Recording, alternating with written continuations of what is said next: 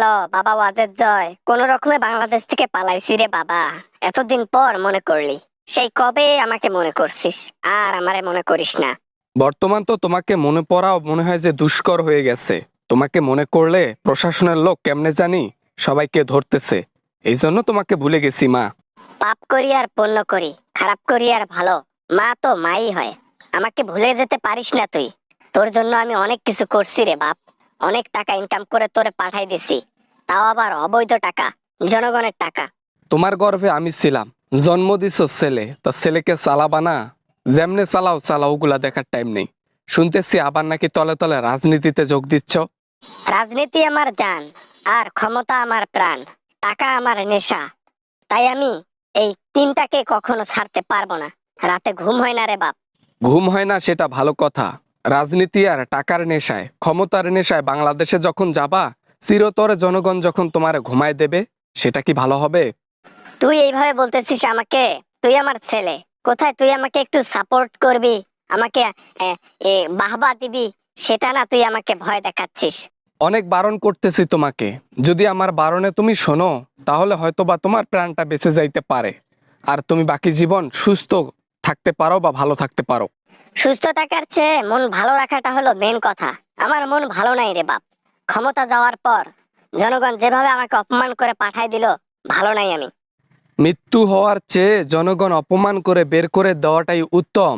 কারণ চিরতরে পৃথিবী থেকে বিদায় নেওয়ার চেয়ে বেঁচে থেকে কষ্ট পাওয়াটাই ভালো।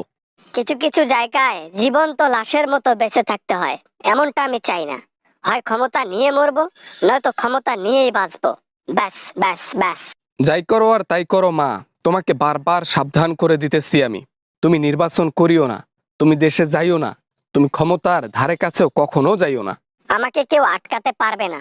আমি আমার মতো করে চলি। তোকে আমাকে সাপোর্ট করতে হবে না। তুই ভুলে গেছিস আমাকে, ভুলেই থাক, প্রয়োজনে খেয়াল রাখিস না।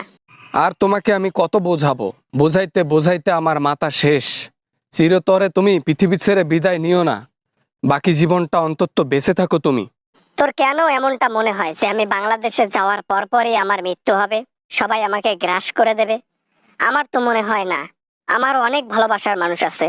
যখন তোমাকে তাড়িয়ে দিল, যখন তুমি জীবন নিয়ে পালাইলা, তখনও কিন্তু তোমার সাপোর্টার ছিল, প্রিয়জন ছিল।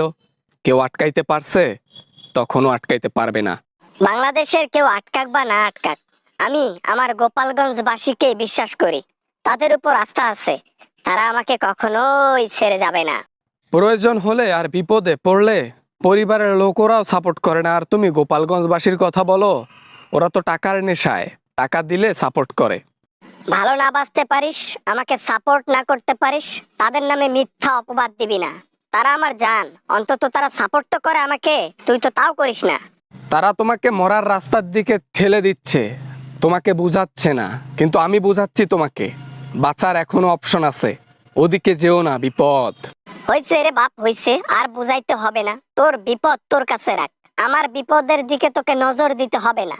আমি ভালো আছি, বিন্দাস লাইফ কাটতেছে আমার। যে পথে তুমি পা বাড়াচ্ছ, সে পথ অনেক বিপদ রয়েছে। সে পথে এমনও হয়, প্রথম পা ফেলাতেই তোমাকে জীবন দিতে হবে। হয়েছে হয়েছে। আমাকে বাহাবা না দিয়ে যেভাবে ভয় দেখাচ্ছিস, যেন তুই বিরোধী পার্টির লোক। তুই আমার সন্তান নস। আমি কি তোকে আমার গর্ভে ধারণ করেছিলাম রে বাপ? তোমার সন্তান বলেই তো তোমাকে জ্ঞান দিচ্ছি বাঁচার জন্য। তোমার গর্ভে আমার জন্ম, সরি, তোমার গর্ভে আমি হয়েছি জন্য আমি তোমাকে বাঁচার জন্য কথা বলতেছি।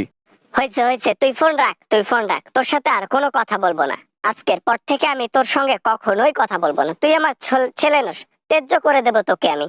যা ভাবার বাবু, এজ এ ছেলে হিসেবে আমি যতটুকু বোঝার দরকার আমি বুঝাইছি। আমি বলেছি রাজনীতির পথ অনেক হইছে, আর না, ও পথে যাওয়ার দরকার নেই।